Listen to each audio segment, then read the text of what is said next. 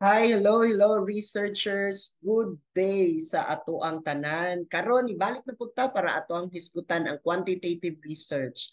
Kung inyohang mahinumduman, nahumana na nato og hisgot ang chapter 1, tanan parte sa chapter 1, ug nahumana na po nato og hisgot ang research design. So karon ato na pong ipadayon ang chapter 2 sa ato ang topic karon nga research lokal. So unsa jud ang dapat na aning research lokal nga parte sa ato ang research.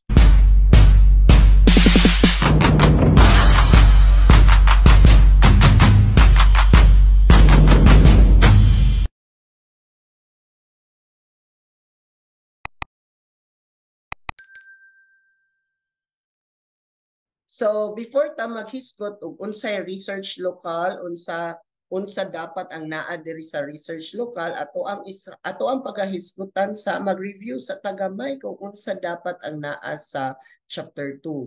So dapat ang naa sa chapter 2 is ang chapter 2 jud ay mismo is ang methods, or then una nga part sa chapter 2 is ang research design. Last time ato ang nag-discuss kung unsaon nato pagbuhat ang research design. So kung wala pa mo nakakita kung unsaon ni siya, pwede ra jud ninyo halong katon ang ato ang mga video diri sa ato ang YouTube channel. Now, ang sunod nga parte sa method is ang research lokal. Unsa man ang naa aning research lokal? Ang research lokal ato ani siyang diri nato i-discuss, diri nato ipaila-ila kung asa nato dapit i-conduct ang ato ang study. So for example, i-conduct ninyo ang inyong study sa District of Asuncion, Davao del Norte. So, mauni ang lugar kung asa ninyo kandakan. Kung kamo mga senior high school student, ang buot pasabot ang kandakan siguro ninyo sa inyong research no kay ang inyong eskwelahan isod man pud kay banggawas mo sa inyong eskwelahan. So for example, naamo sa ang inyong eskwelahan ang inyong research lokal. For example, taga Sagayen mo, so taga Sagayen na ang inyong research local is Sagayen National High School, for example. Or kung taga Asuncion mo, maybe ang inyong research local sa inyong research kay Asuncion National High School. Or kung nagmasteral mo, maybe district siguro ang inyong ikuan. For example, New Corelia District. So sa Davao del Norte, isa na siya ka-district sa Davao del Norte. Or pwede po ang tanan eskwelahan sa Davao del Norte Division, or kung nagdoktoral mo, pwede po ninyo ang inyong research lokal kay ang Davao Region. So, ang tuon dyan na ninyo ng mga eskwelahan, ana. Now, sunod ninyong ipakita diri is ang populasyon o pila ka barangay ng inyong research lokal. Anything about sa inyong research lokal. So for example, Asuncion, you will talk about Asuncion. For example, Sagayen National High School, you will talk about Sagayen, Barangay Sagayen. Kay dinha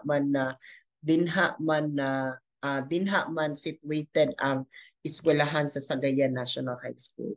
Now, diri iyahang gi-discuss ang pila ka barangay ang munisipalidad sa Asuncion. So maybe kung pwede ra po ninyo gamiton ata nga kuan kay kung ang inyong research lokal sa Gayen National High School, pwede ra po ang inyong i-discuss kay Asuncion, Municipality of Asuncion, Davao del Norte. So pwede ninyo idugang ang tanan mga importante nga impormasyon anang inyong research lokal. So for example, iyahan ning gidugang nga paragraph kay this might be important po sa iyahang research nga mahibal-an ni siya. Pagkahuman sa inyong research lokal, ato dayo isunod ang figure 2. Kung ma-remember ninyo, ang figure 1 nato is our paradigm na ara, figure 1 po, research paradigm. Then, ang figure 2 nato is ang mapa sa lugar kung diin asa nato i-conduct ang ato ang research. So again, figure 2 is ang mapa sa lugar kung asa nato i-conduct ang ato ang research siya. So mao to dapat ang mga importante na naa sa research lokal. Again, researchers ato ang i-discuss, mag-review ta ato ang i-discuss kung asa dapit nato i-conduct ang atong research. Pagkahuman, ato ang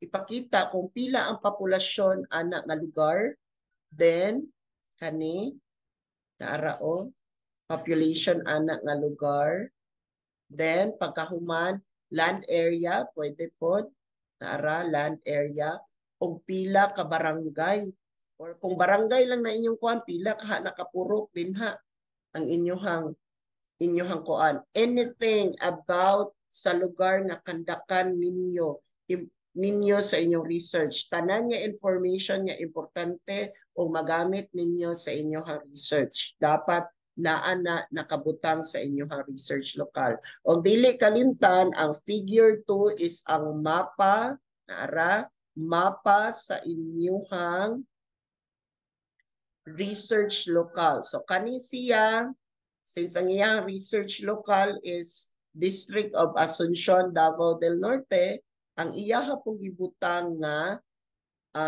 mapa is Davao del Norte nga mapakita ang Asuncion. Naara ang Asuncion po. Kani, makita po ang Municipality of Asuncion. So maulang to ang dapat ninyo mahibalan kung pinakasimple nga mahibalan kung unsaon nato pagbuo ang research lokal. Manghinaot ko kung naamoy mga pangutana regarding sa unsaon pagbuhat ang research lokal, pwede mo mag-comment sa comment box, or else gusto mo og sample sa giunsa pagbuo ang research lokal, pwede ninyo atuon ang link nga naka-paste din ha sa descriptive, naka-paste din ha sa description box ani nga video. Unta nakakutlo mo og gamay nga knowledge karon regarding kung unsaon pagsulat ang research lokal sa quantitative research. Daghan kayong salamat sa pagsuporta ninyo og unta na amoy gamay nga nakutlo karong adlaw. Daghang salamat ug mabuhay tayong lahat.